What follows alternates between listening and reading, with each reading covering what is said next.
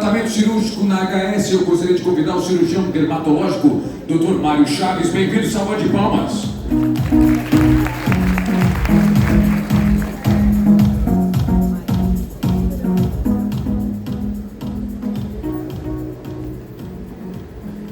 Boa tarde, eu queria agradecer a Novart, o evento está maravilhoso, essa oportunidade de falar de cirurgia. E, na verdade, já estou envolvido com a cirurgia da hidradenitis desde minha formação. Era uma doença que, quando eu era interno, chegava nos congressos e falavam: olha, não tem muita solução, não tem remédio para a doença, a cirurgia tem que deixar aberto, é bem difícil de tratar. Só que durante a minha formação em dermatologia, eu tive uma mentora, professora, que, no serviço que eu fiz a minha especialização, desde o ano que eu nasci, operava os pacientes, isso numa época que não havia droga modificadora da doença, tinha um bom resultado, e eu fiquei curioso para saber o que acontecia ali e segui em frente. Vou começar com esse caso, um paciente de 17 anos que veio do ambulatório de dermatopediatria. Ele já estava em uso de tratamento clínico otimizado, o questionário de qualidade dele dava 22 e foi referenciado que tinha uma restrição do movimento do braço esquerdo, direito, abrindo só 45 graus. Havia sido feito antes um procedimento de deluffing que gerou uma fibrose. Então, hoje em dia, o que nós podemos fazer por esse paciente? Lembrando que a hidradenitis é uma doença muito antiga, ela foi descrita desde 1700 e pouco, e é muito estigmatizante, a doença tem maior impacto negativo na qualidade de vida. E outro insight que eu tive um dia desses é que é uma doença que, de certa forma, pode ter mudado a história da humanidade. Tiveram figuras históricas que sofreram da doença. O Robespierre, a Revolução Francesa, e o Karl Marx, pessoas que mudaram, por conta de suas teorias e atitudes, a história da humanidade.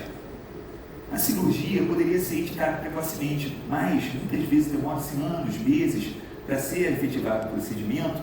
Por quê? Primeiro, a doença é subdiagnosticada.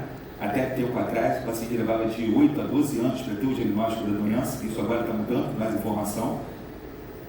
Muitas terapias não invasivas com pouca eficácia e, principalmente, ansiedade com relação aos pacientes àquela cirurgia que mexe em áreas íntimas e que 90% dos casos, pelas publicações, são deixados por segunda intenção. Contudo, o nível de satisfação e tolerância ao procedimento é muito alto, porque o paciente sofre tanto com a doença que ele quer mudar a condição dele. Então, hoje em dia, temos um arsenal grande de medicações que mudam a história da doença, ajudam no controle da inflamação, para que a cirurgia seja feita com maior segurança e maior eficácia. E o tratamento é sempre clínico, combinado com o controle dos fatores de risco, que é tão importante, e, nos casos no qual a lesão já está estabelecida, há a necessidade da cirurgia. A decisão da indicação da cirurgia é baseada pelo grau e extensão da doença, as comorbidades que o paciente tem, sobretudo, há de se levar em conta o momento de vida do paciente. O paciente com a hidradenitis extensa muitas vezes já chega muito debilitado, com ansiedade, depressão, problemas de relacionamento, problemas de trabalho. Então não adianta apenas impor a cirurgia sem levar em conta todo o enredo, se ele vai conseguir voltar para o trabalho, se vai conseguir continuar estudando. Então, o objetivo é sempre controlar a inflamação e ver o melhor momento da vida daquele paciente para ser feita a cirurgia. E, hoje em dia, temos informações já do estudo Chaves que mostram que há segurança em você combinar a cirurgia com a terapia imunobiológica. Isso lá atrás não havia essa informação, mas desde que começou a terapia imunobiológica da hidradenitis, eu conversei com o pessoal da PROC, do meu hospital, que já operava os pacientes de inflamatório intestinal, eles não retiram, então operando a pele não havia por que eu retirar. Existem diversas intervenções cirúrgicas menos invasivas do que exérese ampla, engulfing, incisão e drenagem, scalpel, que é um tipo de engulfing, a distribuição das lesões com CO2 e excisão cirúrgica, eu vou mostrar mais à frente. E o alvo, o objetivo da cirurgia é remover 3 materiais distintos, que são os túneis e debris queratinócitos, o material inflamatório serocolorento, que deve ser drenado, eles agem como corpos estranhos e mantêm aquela inflamação. Mas o grande alvo é esse aqui, que é a massa gelatinosa infiltrativa proliferativa. O aspecto é arroxeado, cor de doce de leite, mais fibroso, e na verdade é aquela geleia que é falada, né? Ali nós devemos encarar como uma fábrica das interleucinas, o TNF-alfa, que mantém a doença em atividade. E tem uma observação clínica lá no nosso serviço, porque muitas vezes por questões estruturais, nós fazemos a cirurgia segmentada, até com anestesia local mesmo. E já tem anos que nós observamos que ao remover um sítio, até se fazer a outra cirurgia, já teve uma melhora clínica, até por conta da diminuição desse dano inflamatório. Então é comprovado que o uso de medicamentos com ação anti-inflamatória facilita a visualização dessa massa, o campo cirúrgico fica mais limpo, e a gente sabe que a remoção física dessas lesões previne a formação de novas lesões. E quanto menos tecido normal for destruído, melhor para o pós-operatório. As complicações precoces são ser hemorragia, infecção, necrose de retalhos ou enxertos, pode ter lesão no plexo braquial. Já tive a oportunidade algumas vezes de encontrar o plexo braquial envolto pela massa gelatinosa. Nesses casos é recomendado fechar e fazer uma curetagem, uma limpeza meticulosa, sem gerar lesão, para evitar complicações neurológicas. As complicações tardias são deiscência, seroma, contratura, que é difícil quando faz a exérese ampla, hipergranulação, cicatrizes inestéticas, hipertróficas, queloides e parestesias na região são muito comuns. Existem várias técnicas cirúrgicas, desde a distribuição local, crioterapia, eletrofiguração, laser de CO2, incisão e drenagem, o Millian-Wolf, que é um desligamento punpante de uma lesão folicular, o Angulf e o Underwolf, que é muito utilizado, o STIP, que é um Angulf e Underwolf mais seletivo, a incisão simples e, o principal, a exérese ampla. O Angulf e o Underwolf é muito utilizado. O túnel é sondado com um probe e é feita a remoção superficial e todo aquele tecido é removido e a cicatrização é feita por segunda intenção. No entanto, pelos artigos de meta-análise, ele tem cerca de 27% de recidiva após 6 meses. A incisão simples, a lesão é retirada com uma margem menor e também tem uma alta taxa de recidiva. Já a exérese ampla, ela é reservada para os pacientes crônicos, ANEI 2 ou 3, que já tem o tratamento clínico utilizado. Ela não precisa ser indócil até a fáscia. O objetivo é fazer a remoção completa, deixando a gordura saudável, o tecido saudável adjacente, para facilitar a cicatrização. Havendo a proximidade do plexo, há de se fazer a reconstrução de forma a protegê-lo. E as feridas podem ser fechadas por diferentes técnicas, incluindo enxertos, retalhos ou mesmo a segunda intenção. A maioria dos autores fala sobre a segunda intenção. Só que uma curiosidade que eu tive lá atrás era saber por que aquela cirurgia que era feita no meu serviço estava certa. Ao fazer o mestrado, eu fui pesquisar e existem artigos de meta-análise que mostram que a taxa de recidiva, quando é feita a exérese ampla e a reconstrução do local, tem as menores taxas de recidiva. Fora que, na realidade brasileira, você deixar uma ferida grande, extensa, com cicatrização por segunda intenção, é diferente dos outros lugares no qual você tem um centro que tem enfermagem especializada, ambulatórios curativos para ajudar aquele paciente. No meu serviço, se eu opero o paciente desde a segunda intenção, eu moro no Rio de Janeiro, ele pode ir para o Complexo do Alemão, para a Favela da Maré, para aquela cirurgia, e o desfecho pode ser desfavorável. Esse artigo de revisão sistemática mostra que, no caso do tratamento cirúrgico, a reconstrução por retalhos e também o uso do laser de CO2 nas cirurgias é o que tem maior evidência científica. Então, como conduzimos?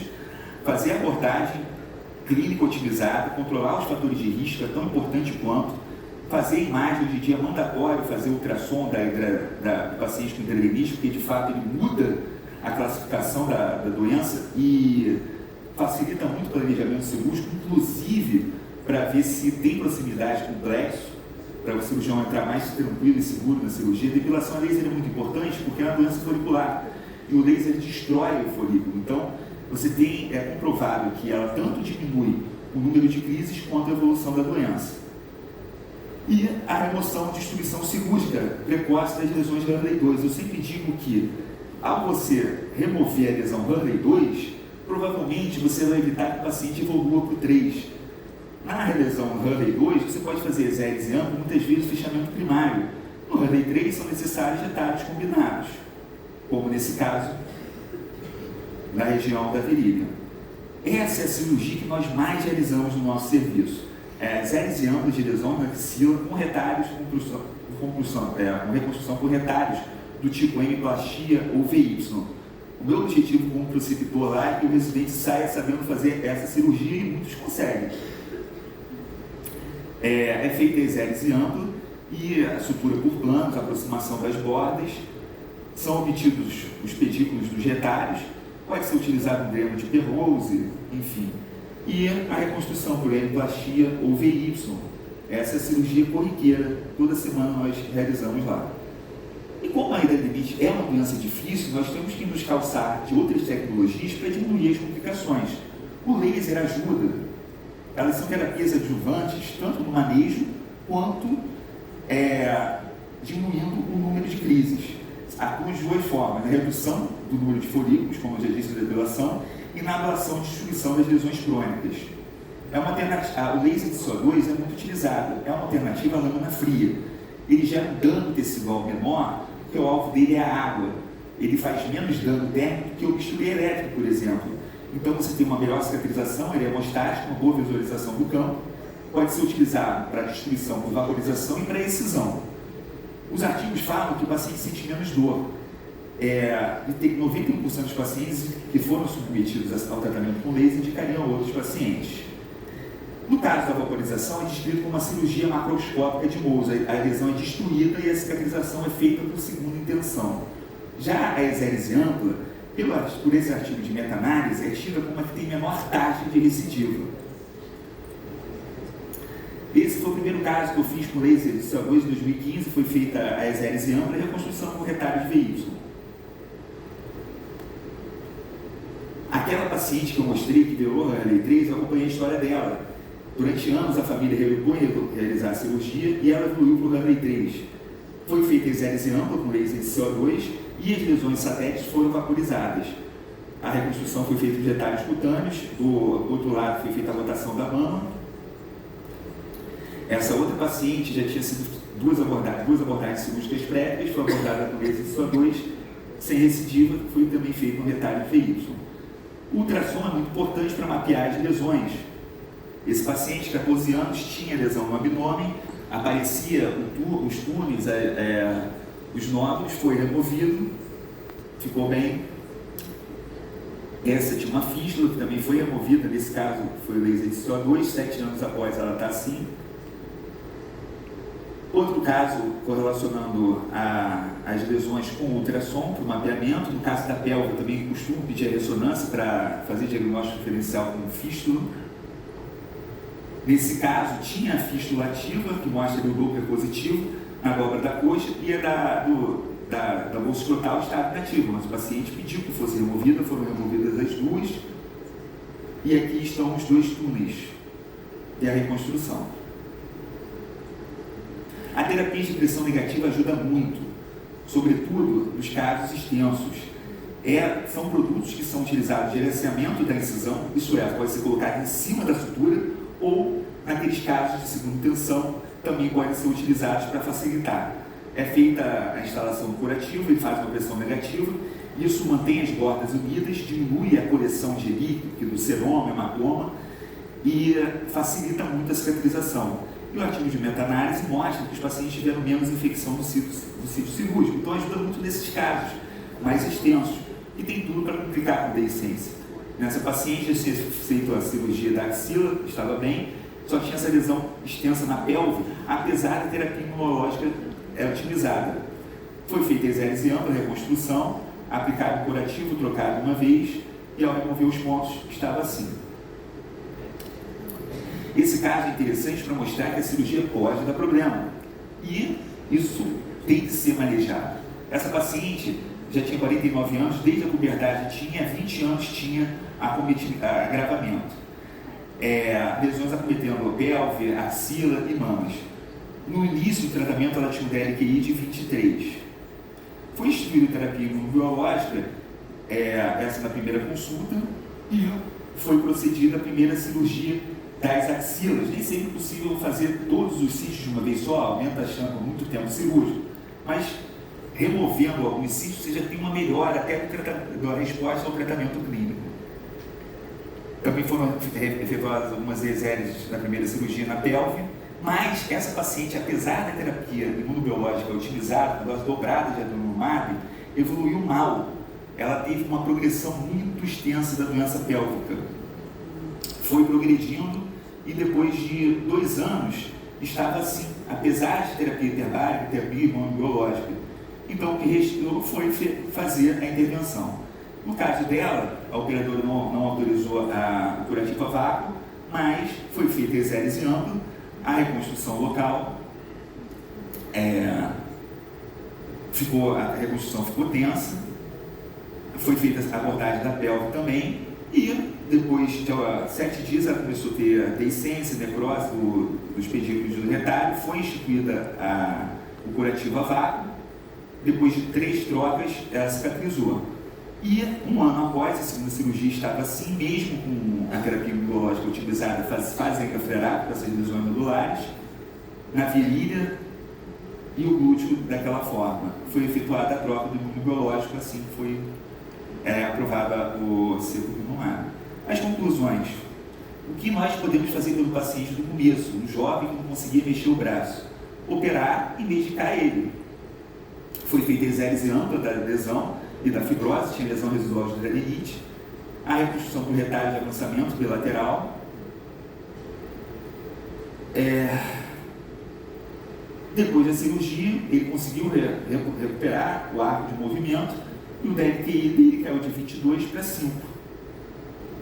A conclusão é que existem diversos métodos cirúrgicos e cabe ao cirurgião dermatológico ter o conhecimento da fisiopatologia da doença, ver o momento adequado para intervir e usar a técnica que ele se sinta confortável para manejar. E outra coisa muito importante, lidar com a adenite, tanto clinicamente quanto cirurgicamente, é lidar com complicação. E vocês calçando de tecnologias como laser, a terapia de pressão negativa, você ajuda a reduzir a chance dessas complicações. Obrigado. Obrigado, doutor, mais uma vez. Prazer, parabéns pelo trabalho. Belíssimo trabalho.